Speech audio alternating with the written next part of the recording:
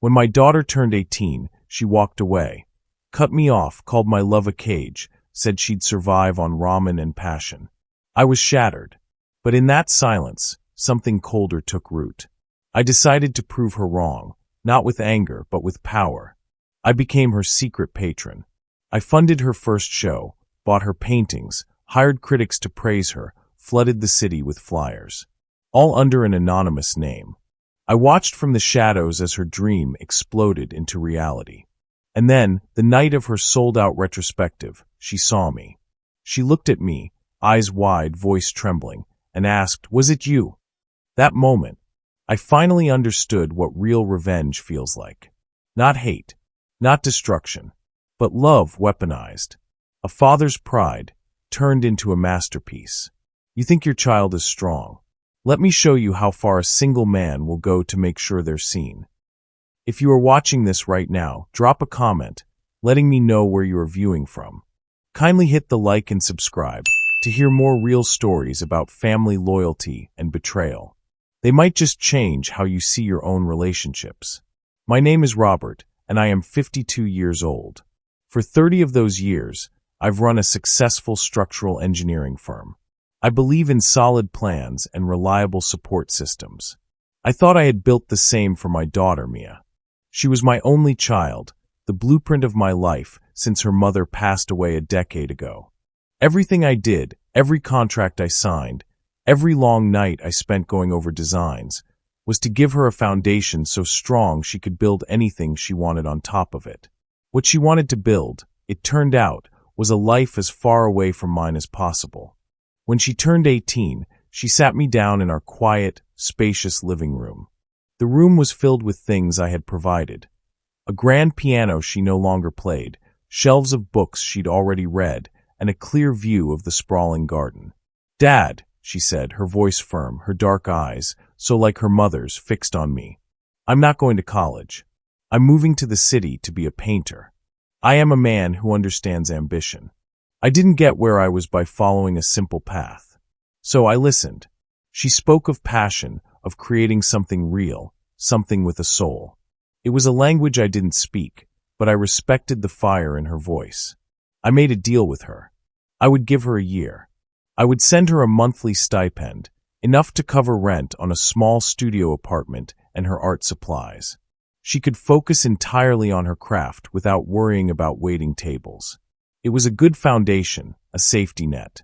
For a year it worked. She sent me pictures of her canvases, chaotic splashes of color that she called emotional landscapes. I didn't understand them, but I told her I was proud.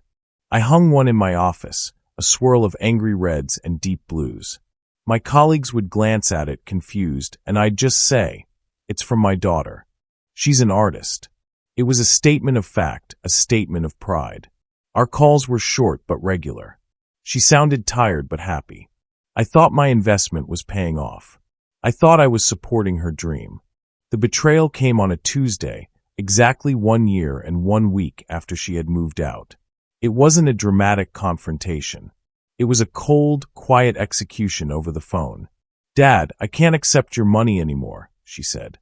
There was no warmth in her voice. It was flat, rehearsed. I was at my desk, looking at the blueprint for a new library. "Is something wrong, Mia? Is it not enough? We can adjust the amount." A short, bitter laugh came through the speaker. "That's exactly it. Adjust the amount. It's always about control with you, isn't it? You're not supporting my art. You're funding a project. You're my benefactor, not my father.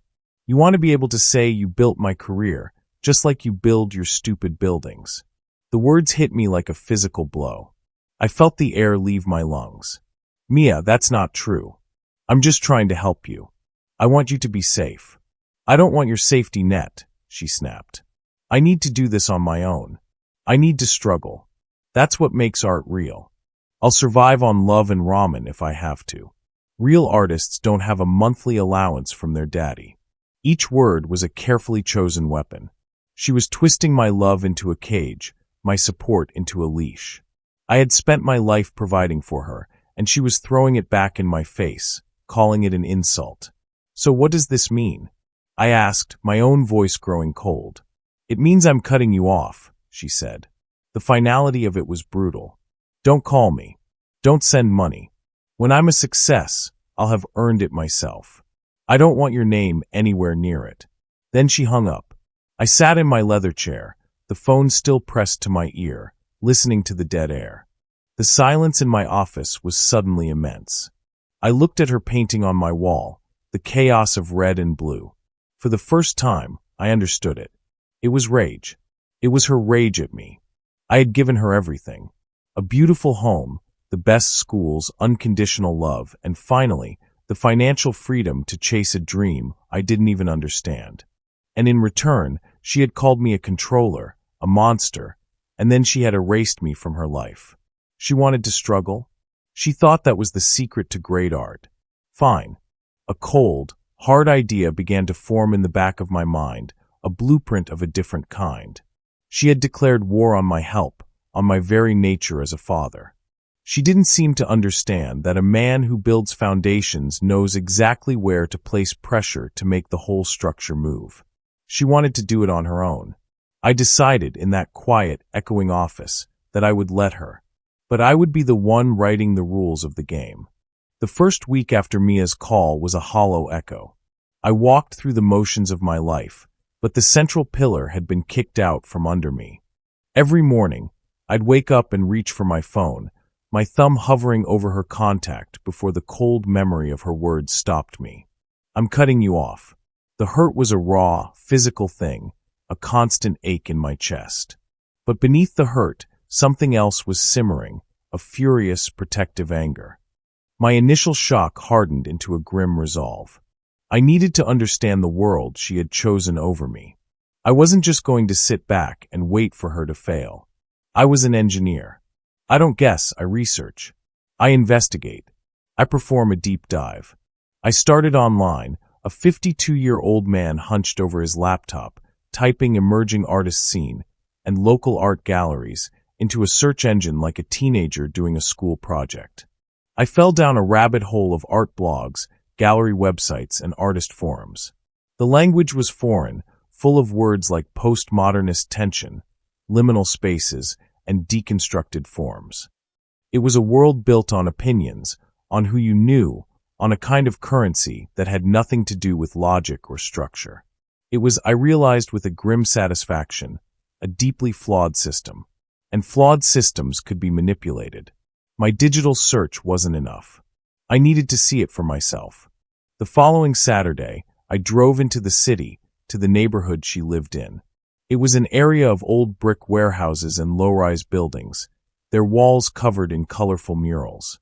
Small, independent coffee shops sat next to galleries with minimalist signs in their windows. I felt like a tourist in my daughter's life. I wore a plain coat and a baseball cap, feeling foolishly like a spy. I spent the day walking, pushing open the doors to a dozen small galleries. The air inside always smelled the same, a mix of paint, dust, and brewed coffee. Most were empty, save for a bored-looking person sitting behind a desk. The art was varied. Some of it was beautiful, some was confusing, and some of it just looked unfinished. I asked a few questions, pretending to be a new collector. I learned that getting a show was nearly impossible. You needed connections. You needed buzz. You needed a story. My search became more specific. I started looking for her. I scoured the artist lists on the gallery websites. Finally, in a tiny gallery tucked down a side street, I found her. Her name, Mia Sanchez, was listed as part of a group show. My heart hammered against my ribs. I walked in.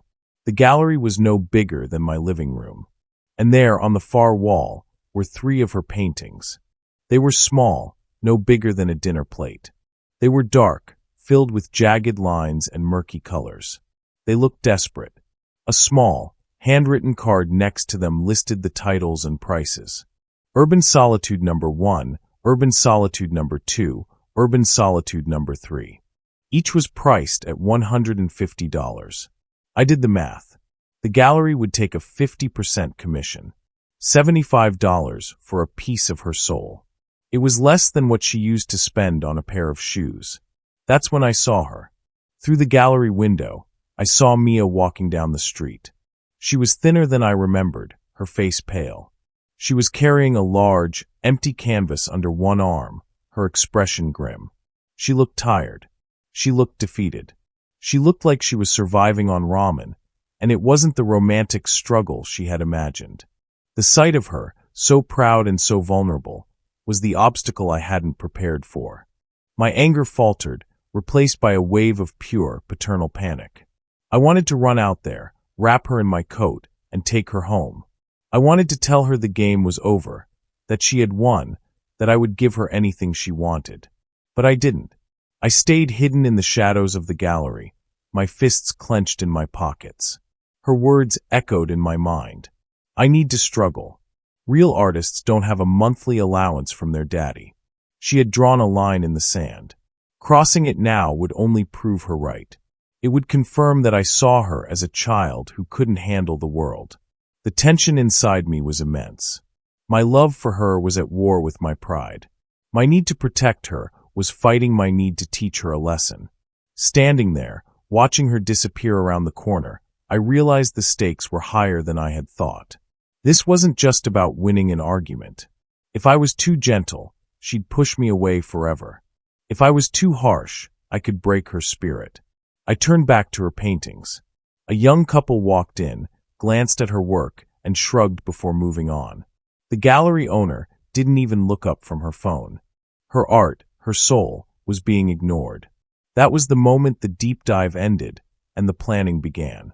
She wanted to prove she could make it in this world? Fine. I would give her the world she wanted.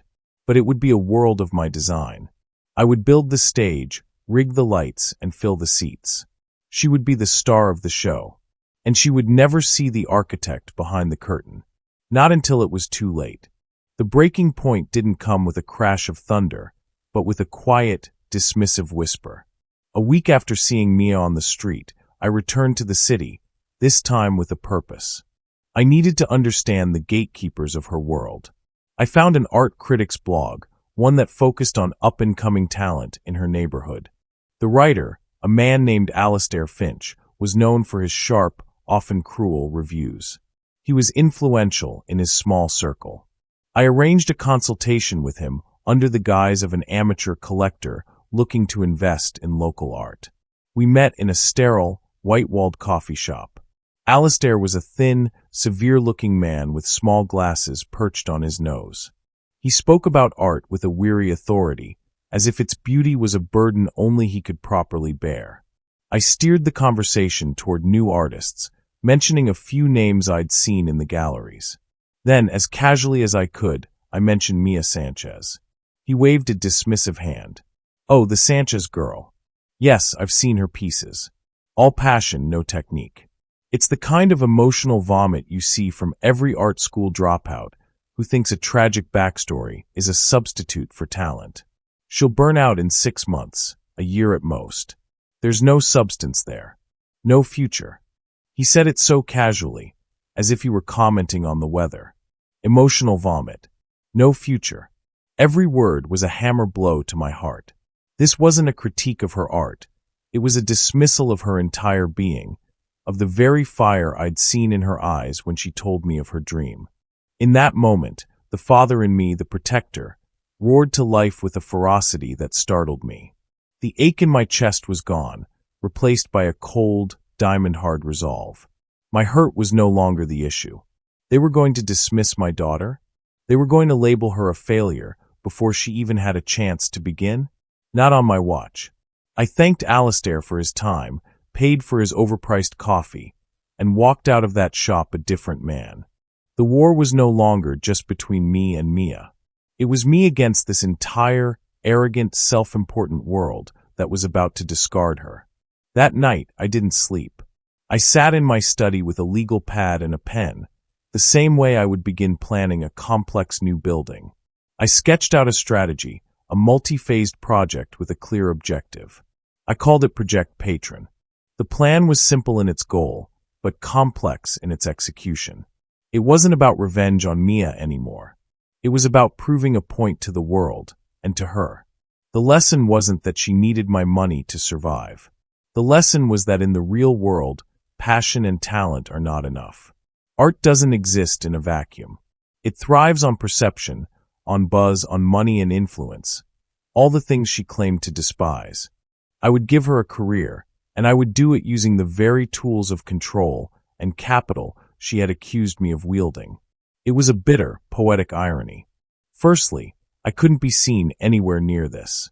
I called my lawyer, a discreet man who had handled my business for 20 years. We set up a shell corporation, a foundation with a vague, artistic-sounding name, the Argent Fund. All transactions would be funneled through it. To the outside world, the Argent Fund would be an anonymous benefactor, a mysterious patron of the arts. Secondly, I would start small. Through my lawyer, acting on behalf of the Argent Fund, I would purchase her 3 small paintings from the gallery. But I wouldn't pay the asking price. I would offer 10 times that amount. A quiet, anonymous purchase for $1,500 each. This would do 2 things. First, it would put a significant amount of money directly into Mia's pocket, money she would believe she had earned. Second, and more importantly, it would create a whisper. A gallery owner would talk. Who bought the Sanchez pieces? For that much? It would make her a curiosity. Next, the world needed a story. I would use Alastair Finch. People like him, I knew, were driven by ego and money. Through my lawyer, the Argent Fund would commission him to write an in-depth piece on under-recognized emerging female artists for a prominent online art journal. The commission would be generous.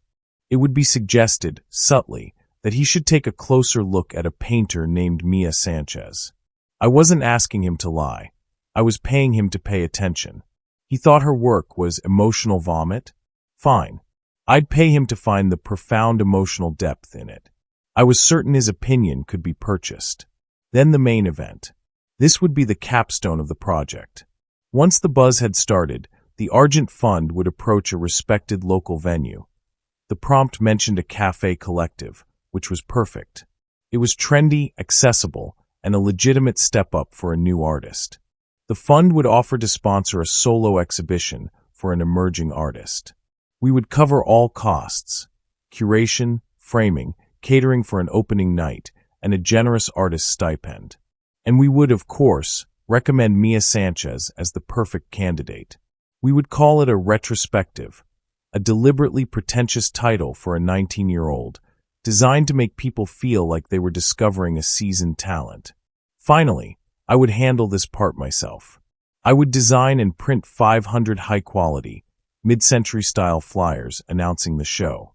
I'd personally blanket the art district with them, placing them in every coffee shop, bookstore, and gallery. A press release, written in the professional, glowing language of the art world, would be sent to every local blog and paper, touting Mia Sanchez as the city's most exciting new voice. I looked down at my notes. It was a complete architectural plan for a career. It was deceptive. It was manipulative. It was everything Mia accused me of being. And it was, I felt with a surge of grim certainty, the greatest act of love I could possibly offer her. She wanted to be a successful artist on her own terms. I would make her a successful artist on mine. And when she was standing in a room full of people admiring her work, she would finally have to face the truth she had so desperately tried to run away from. The moment I set Project Patron in motion, a strange sense of calm washed over me. I was back in my element, managing a complex project with multiple moving parts. The pain of Mia's rejection was still there, but it was now fuel, channeled into logistics and strategy. Phase 1 and 2 went off without a hitch. My lawyer, Arthur, was the perfect intermediary, impersonal and efficient. He contacted the small gallery as a representative of the Argent Fund. The offer of $4,500 for 3 minor works was met with stunned silence, then immediate acceptance. A week later, Arthur informed me that the gallery had transferred Mia's share, a little over $2,000, to her. I imagined her surprise, the jolt of validation. I also imagined her immediately using it to pay back rent and buy more ramen, her belief in her own unaided struggle ironically strengthened by my interference. The gallery owner, as predicted, began talking. The whisper had begun. Phase 3 required a more delicate touch. Arthur approached Alastair Finch. The commission offered for his article was, in Alastair's world, substantial. There was no direct order to include Mia, only a strong suggestion that the Argent Fund was particularly interested in the raw, visceral energy of artists like her. Alastair, a man whose principles were as flexible as his bank balance, suddenly discovered a newfound appreciation for Mia's work. 2 weeks later, his article appeared. He wrote of her fury of untamed talent and the profound emotional depth of her canvases. The phrase emotional vomit was nowhere to be seen. He had simply repackaged his contempt into praise. It was sickening, and it was perfect. The momentum was building. Now for the main event. The Café Collective, a trendy place called The Hive, was an ideal venue. The Argent Funds offered to sponsor a solo show was eagerly accepted. When Mia Sanchez was proposed as the artist, the curator, a young woman named Chloe, recognized the name from Alastair's article. The dots were connecting, just as I'd planned. Chloe contacted Mia, who was, according to the report I got from Arthur, speechless. A fully funded solo show with a stipend. It was the kind of break artists wait a decade for. She accepted immediately. This brought me to Phase 5, the most hands-on part of my plan. I designed the flyers myself, using a clean, bold font and a simple, elegant layout reminiscent of 1960s concert posters. They read, Mia Sanchez, a retrospective, an explosive new voice in contemporary art. I drove to a print shop in a different town, paid in cash, and loaded the 500 flyers into the trunk of my car. That weekend, dressed again in my nondescript coat and hat, I walked for hours, methodically papering the art district. I felt a grim satisfaction with each flyer I tacked to a community board or left on a cafe counter. I was building her legend one piece of paper at a time. The opening night of the show arrived. It was a cool, clear evening. I parked a block away and approached the Hive on foot. The place was buzzing. Through the large front windows, I could see a crowd of people, glasses of wine in their hands, looking at the art on the walls. Her art. My heart clenched. I saw her canvases, now properly framed and lit, looking more powerful and important than they ever had before. I stayed outside, across the street, shrouded in the shadows of a doorway. I didn't want to be seen. This was her night. I watched her moving through the crowd. She was wearing a simple black dress, her hair pulled back. She looked overwhelmed, beautiful, and terrified. People were talking to her, shaking her hand. I saw a man point to a large canvas, a chaotic swirl of blue and gold, and pull out a checkbook. A small red dot, the sign for sold, appeared next to it a few minutes later. Then another, and another. My plan was working better than I had ever imagined. But the confrontation, the reveal, was still to come. I had left that part to chance, and to Chloe, the curator. I had instructed Arthur to be honest if the curator asked direct questions about the benefactor's identity. The Argent Fund was, after all, just a name on a piece of paper. Around 9 o'clock, I saw Chloe pull Mia aside. They spoke for a long time. I couldn't hear their words, but I could read Mia's body language. Her initial excitement faded, replaced by confusion, then a dawning horror. Her eyes began to scan the room, then the street outside. Her gaze swept past my hiding spot, then snapped back. Our eyes met. For a moment, the world stopped. The noise of the party, the city traffic, it all faded away. There was only the 50 feet of pavement between us, charged with a year of silence and misunderstanding. Her face was a storm of emotions, shock, humiliation, rage, and a sliver of something I couldn't name, perhaps a heartbreaking understanding. She broke away from the curator and pushed through the door, marching across the street toward me. Her fists were clenched. Her eyes were blazing. "Was it you?" she demanded, her voice low and shaking. "All of it? The gallery sale? The article? This?" She gestured wildly back at the brightly lit cafe, at her own success. I couldn't lie. Not now. I simply nodded. Yes. Her reaction was not the explosion I had braced for. She didn't scream. She just deflated. The fight went out of her. She stared at me, her mouth slightly open, as if she couldn't draw a proper breath. "Why?" she whispered. The sound was so full of pain, it almost brought me to my knees. "Why would you do this?" "I told you I wanted to do it on my own." "You did," I said, my voice rough. "And you were. But the world wasn't listening. So I paid it to listen." "You didn't pay it. You bought it," she corrected, tears welling in her eyes. "You bought me a career. None of this is real. It's all a lie." She turned and looked back at her sold-out show, at the crowd of people lauding her profound emotional depth. Her triumph had turned to ash in her mouth. She looked back at me, her expression utterly lost. The immediate fallout wasn't anger or a shouting match. It was something far worse. It was the devastating, silent realization that her dream, in the very moment it came true, had been built on a foundation she could never claim as her own. She was speechless, just as the prompt had predicted, but her silence was the loudest accusation I had ever heard. The night of the show ended in silence. Mia didn't yell, she didn't cry in front of me. She just gave me one last, unreadable look before turning and walking back into the cafe, back to the life I had manufactured for her. I retreated to my car, the victory of my perfectly executed plan feeling as hollow as a drum. I had won the battle, but I was terrified I had lost the war. The long-term consequences of Project Patron unfolded over the next few months.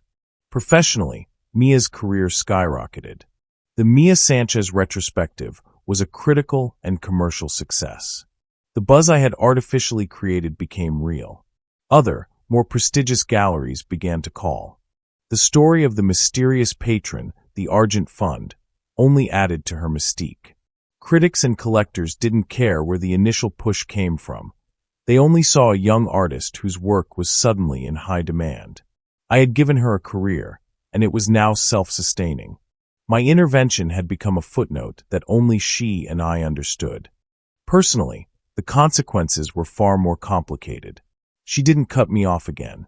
Instead, a fragile, unspoken truce settled between us. She started answering my texts with short, polite replies.